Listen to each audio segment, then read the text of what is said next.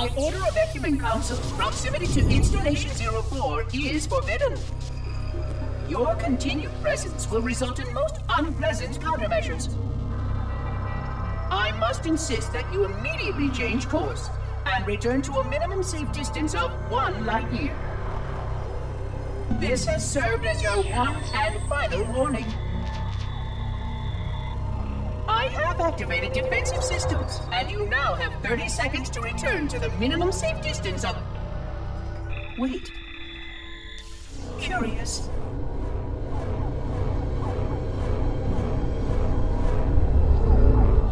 Curious indeed, after all these years. Greetings, humans, and welcome to Installation 04. Ignore prior warnings, and please continue. I have disabled defensive systems to allow your approach, but you must not exit your ship once you have arrived at the designated landing center. This ring contains significant dangers, and even with your assumed legacy, I must verify the presence and pitch of your gauge before allowing full access. We have much to discuss, humans. I have been away far too long. You have been away far too long.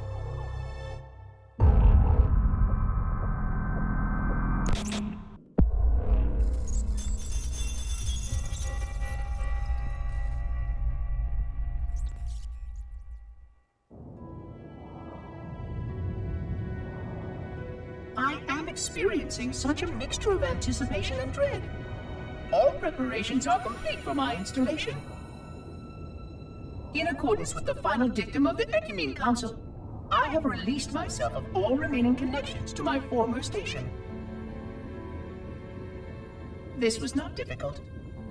What was could never be again. We had seen to that quite thoroughly.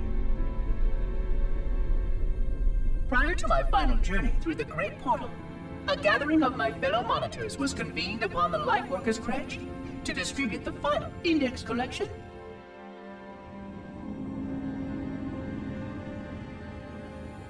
It was most unusual to have this vessel of rebirth play host to such an event. Even though Lightworker ships were the only ones still allowed slip-space formations.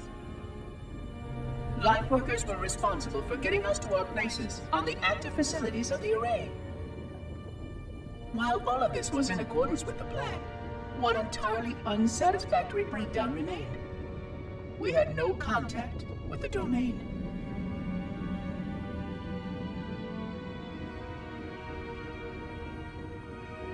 The history of all Forerunners was now lost to us.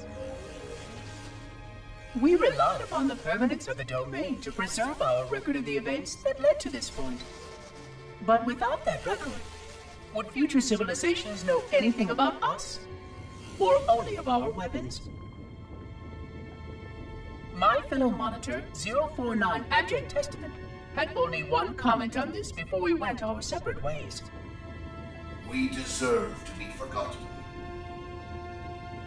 Perhaps. Perhaps.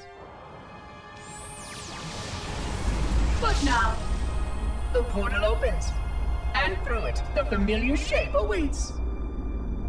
Halo. Home.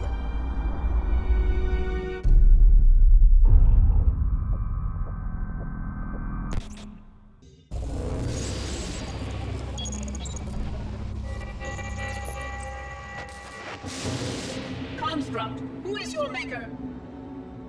Sadness and disrepair, Oracle. I am unworthy. I was not made. Never made, but you are right here, where you should not be. Tell your charges to cease their efforts immediately. Quarantine must not be violated.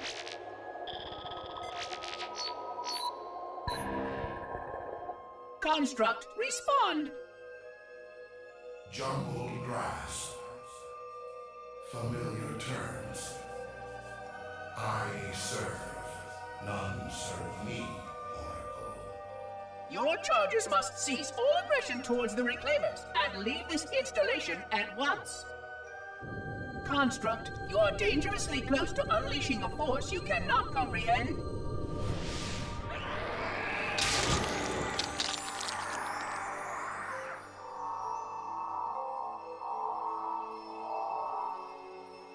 This is most inappropriate. We follow the path, and I am part of the Stone Journey swarm that serves. We serve. They will find, and then I will be free. Find? Free? Explain yourself. I know their path, and when they have gone, only I shall remain, and then free. This is quite unsatisfactory, Construct. Your core shows no hint of understanding the gravity of this situation. I will return later for your proper decommissioning. Well, unless the flood kills us all first, in which case the point will be moot. Good day, Construct.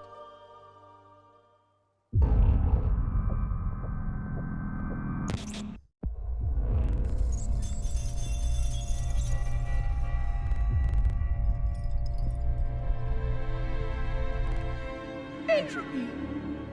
It has now been 3,000 years since my last contact with any of the other caretakers of the Halo Array. Despite clear communications protocol, my fellow monitors have either chosen to ignore, or, more likely, have lost the ability to engage in our scheduled updates. The continued lapse of the domain means that we are stuck with achingly slow wormhole superluminal communications. Prior to this total communication shutdown, the only messages I received in the preceding 4,573 years were incomplete and quite perplexing transmissions from Installation 05.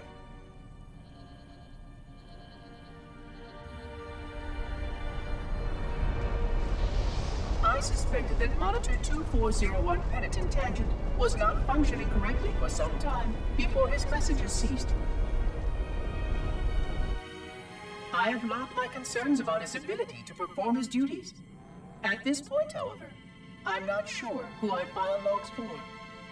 2401 may be destined for madness. There are failsafes for this, I know. I hope they work. I will continue to visit the projection systems at the assigned dates. Perhaps the other monitors are dealing with interfering galactic phenomena, or unexpected system failures. 3,000 years of system failures. Indeed. In the meantime, I have exhausted all scheduled research activities assigned by the Council. Once those experiments were complete, I shut down all Sentinel function and put myself into a state of significant hibernation to measure performance of the installation with negligible upkeep.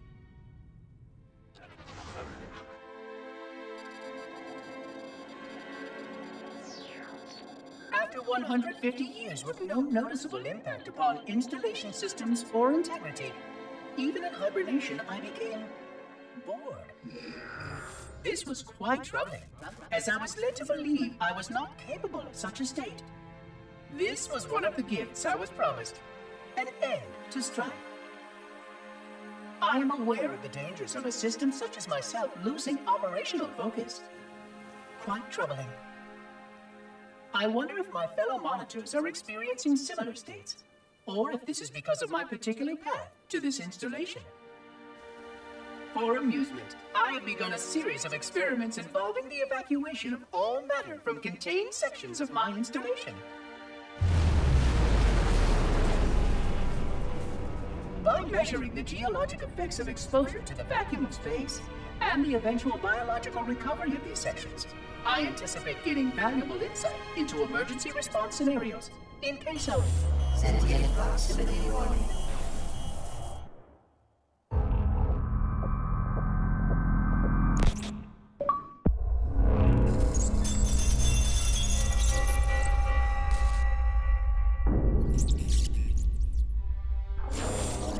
It has been 26 hours since the Sentients landed in Sector 1215, and so far, they have not attempted to exit the remains of their vessel.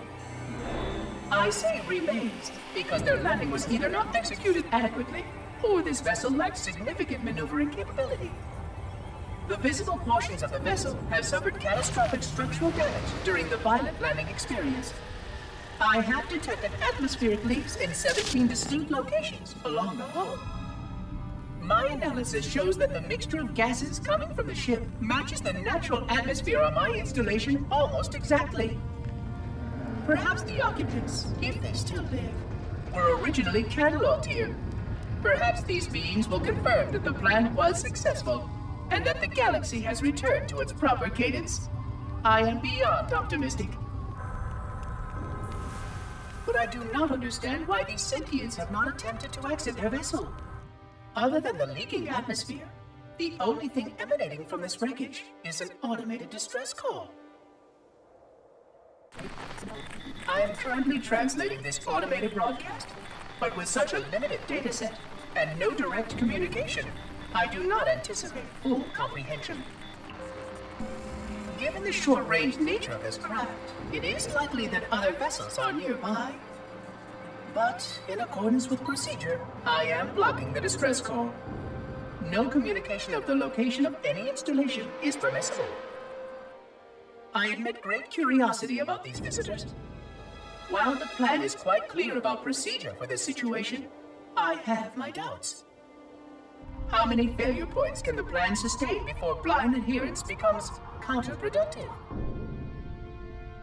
Surely, in light of all that has changed, I should be able to modify my responses to adapt. No, I have duties, and I have a terrible cargo here. I must be sure. I shall obey and content myself to monitor. I hope they come out soon, though. So many questions to ask. So many questions.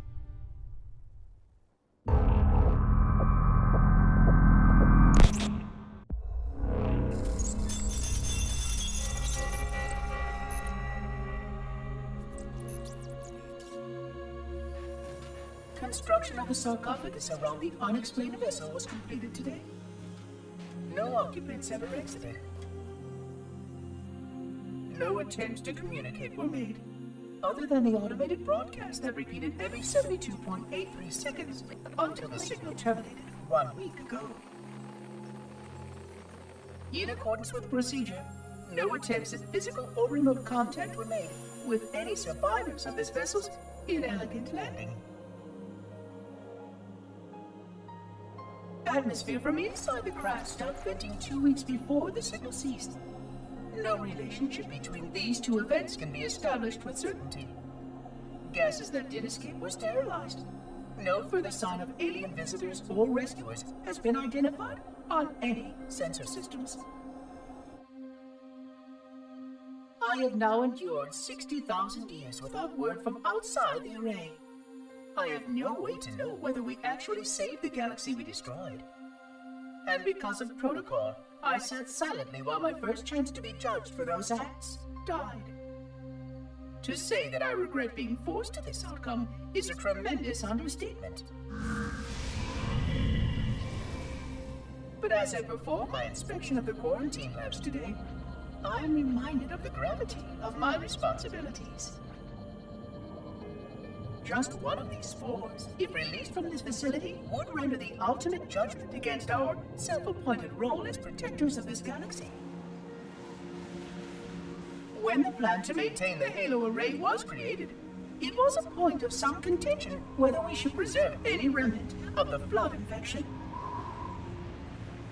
Many thought this unwise, as there was a notable chance that one day one of our containment facilities might be breached. Those who held this belief were almost successful at convincing the Ecuban Council to destroy the last flood samples. But oddly enough, it was the librarian who decided otherwise. And I believe she was correct. I know in a way I cannot logically explain that there exists a way to actually defeat the flood. To immunize? To cure? I still struggle with multiple layers of memory of fighting the flood. But I know this cure is possible, even though the full genius of the Forerunners was unable to achieve it. The Forerunners' ancient enemy held and used that knowledge once. but it was denied to us. And without samples for further study, that cure will never again be found. Of course, I have no reason to believe that here lies the entirety of the parasite.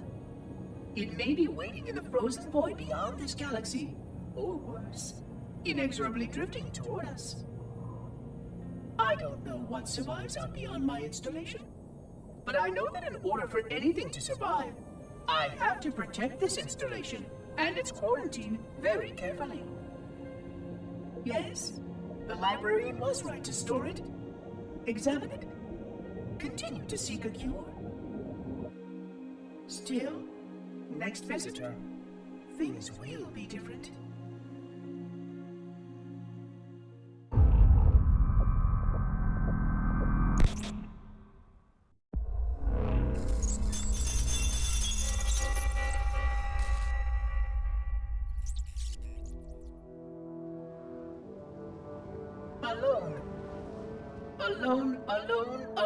Alone. Am I the only intelligence left? Waiting here on this ring for a rebirth never truly conceived. Guarding a weapon with no targets. A weapon I could tune to any target. This is not what I had in mind when I volunteered. Not what I had in mind at all. I was naive to think I understood what this installation meant. We were all so naive. Looking back, we should have done a few things differently. For one thing, we should have installed 2 caretakers per installation.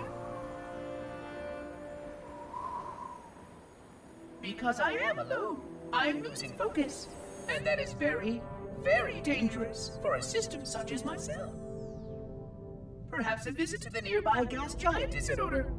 My impulse drives could certainly make the journey. A few hundred years of travel might do me some good. There it was again. How very unproductive of me. It seems strange that the librarian did not account for this. Her strength was always in planning and positioning the pieces and then being bold enough to let it happen. To let her plans come true.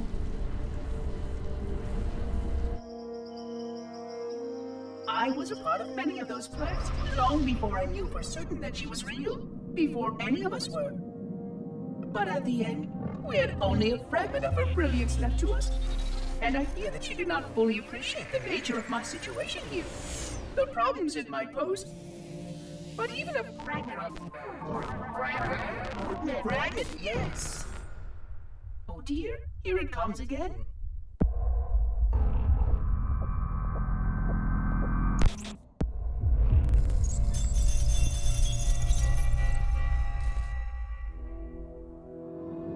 $25,000 light years. That is the effective range of this installation.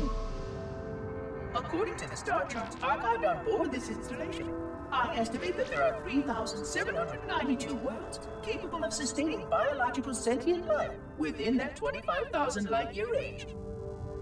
In reality, it may be significantly more than that.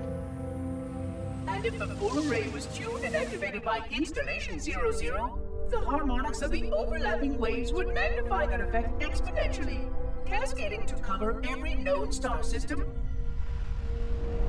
And that only considers the firing of a mere 7 halos. And the original 12 rings survived to see use. Sterilization would spread far further than most Forerunners ever feared we could reach.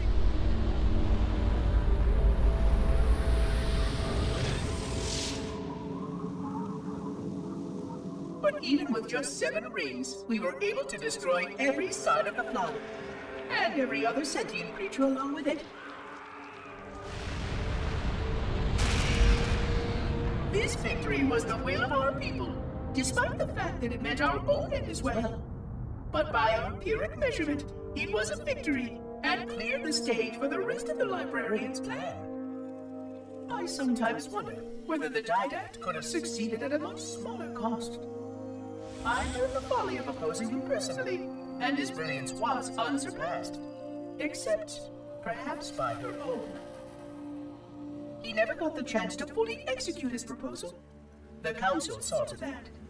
But if something were to go wrong with one of the halos, if our tools were ever turned against us, long plans, indeed.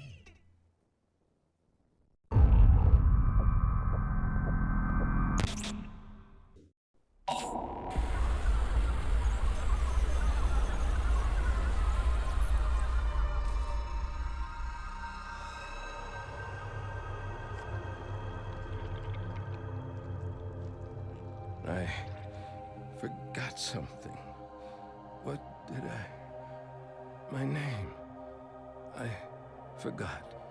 Oh, Keyes, Jacob, Captain, service number 01928-19912-JK. What is that noise? What is that damn noise? Where am I?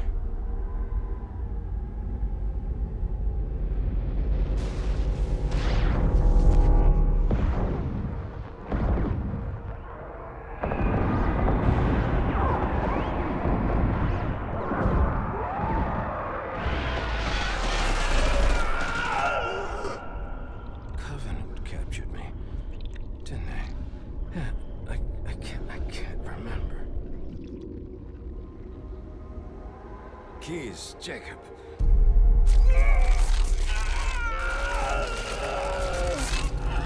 Oh, God, it hurts. This will never work, you Covenant bastards. I'll never lead you to Earth. Keyes, Jacob, Captain. Service number 01928-19912-JK. Oh, God. You don't want Earth. You want everything. Get out of my head.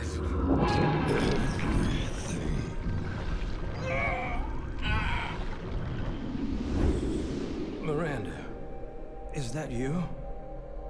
Forget everything. No, please. Don't let me forget. Keyes. Jacob. Captain.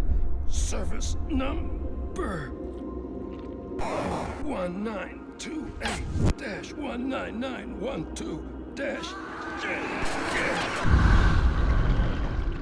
No more what you were. Memories. Emotions. All is now ours. Keyes. Jacob. Captain. Service number 01928-19912-JK.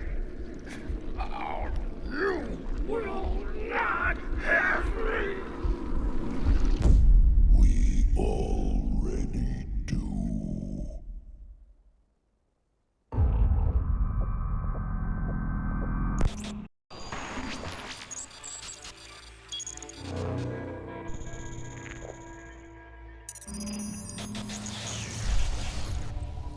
Vexation. 100,000 years of careful maintenance and diligence. 100,000 years protecting the galaxy's future. 100,000 years spent fearing that our sacrifices, my sacrifice, was in vain.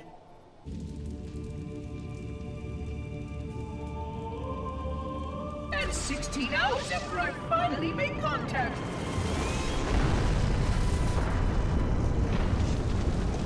This so-called reclaimer decides to blow it all up. Oh, I am not pleased. Just as I finally discovered that our plan to save the galaxy succeeded, the ancient enemy is unleashed once more.